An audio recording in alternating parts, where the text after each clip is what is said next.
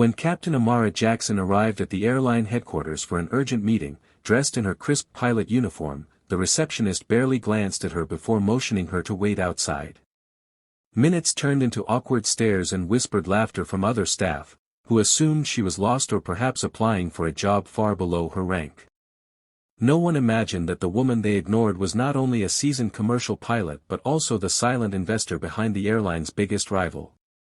She had come to finalize a deal, one that would buy out the struggling airline and merge it with her own aviation company, which she built from scratch after years of facing discrimination.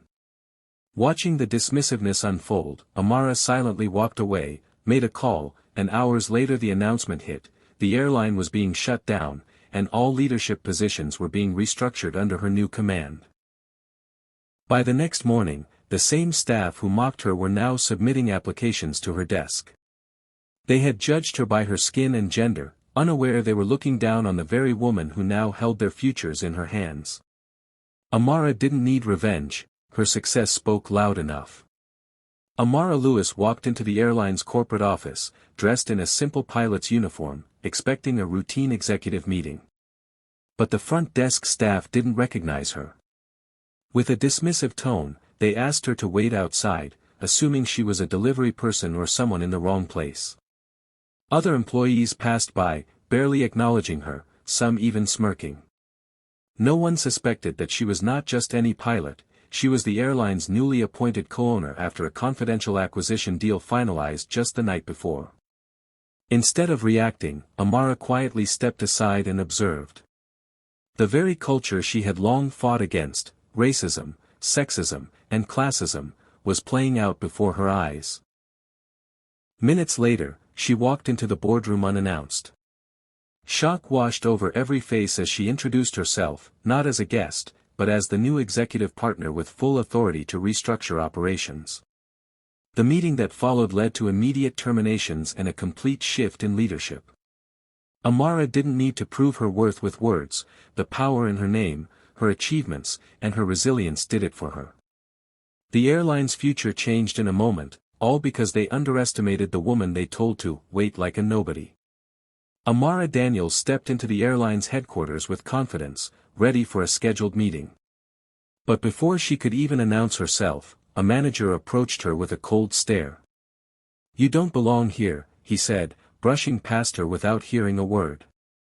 Security was subtly alerted, and staff looked at her as if she were trespassing. Dressed in her pilot uniform, Amara was assumed to be either lost or lying. No one imagined that she was the CEO of a rapidly growing aviation company, and that she was there to discuss the buyout of the very airline insulting her. Silently, she walked outside, sat in her car, and made a single phone call. Within the hour, breaking news hit the aviation world: her company had finalized its acquisition of the struggling airline. Amara was now the owner, and the fate of hundreds lay in her hands.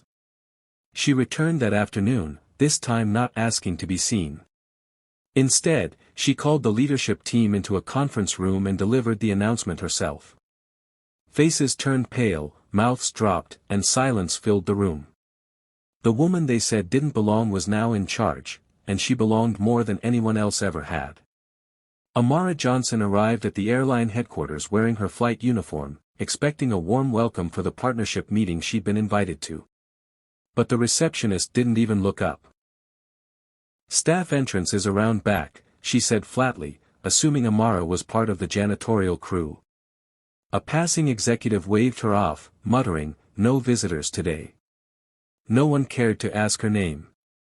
No one imagined that the woman they had just dismissed was the key figure in a massive corporate merger, one that would determine their future. Amara didn't argue. She quietly stepped outside, took a deep breath, and entered through another door, the private elevator to the executive boardroom. Minutes later, she stood before the same men who had ignored her, this time announced with respect, "Meet Ms. Johnson, new majority shareholder." The room went cold. Some tried to apologize, others sat frozen. Amara calmly laid out her vision for the company, which included a complete overhaul of leadership and company culture. She hadn't come for revenge, she came with power and purpose. The woman they had pushed aside now held their fate in her hands. And with grace, she began building the future they never thought she was worthy of. Amara Blake walked into the sleek lobby of the airline headquarters, dressed sharply in her pilot's uniform. Heads turned, but not in admiration.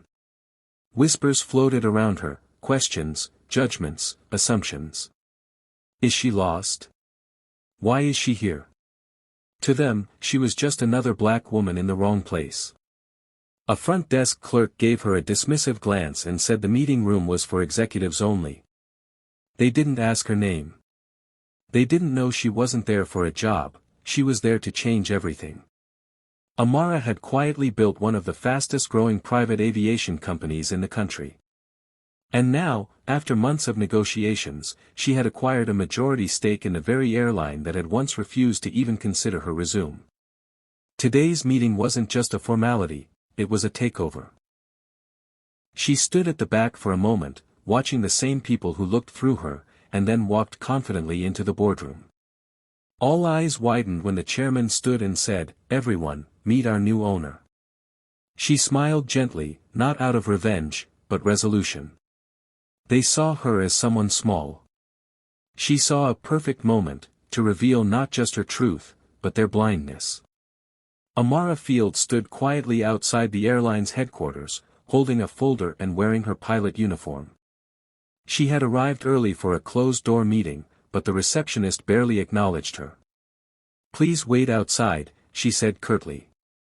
Passers-by eyed her with dismissive glances, assuming she was just another hopeful pilot looking for work. No one knew the truth, that the woman waiting outside wasn't just a pilot, she was the architect of their downfall. For years, Amara had faced rejection from this very airline. No matter her qualifications, she was always told she didn't fit the image.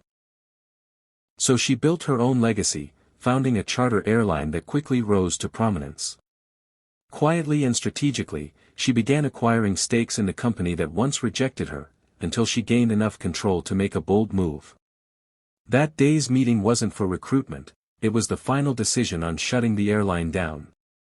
Financially crippled and outmatched by Amara's fleet and innovation, the board had no choice. Amara walked into the boardroom, calm and poised. As the announcement was made, the airline would cease operations effective immediately.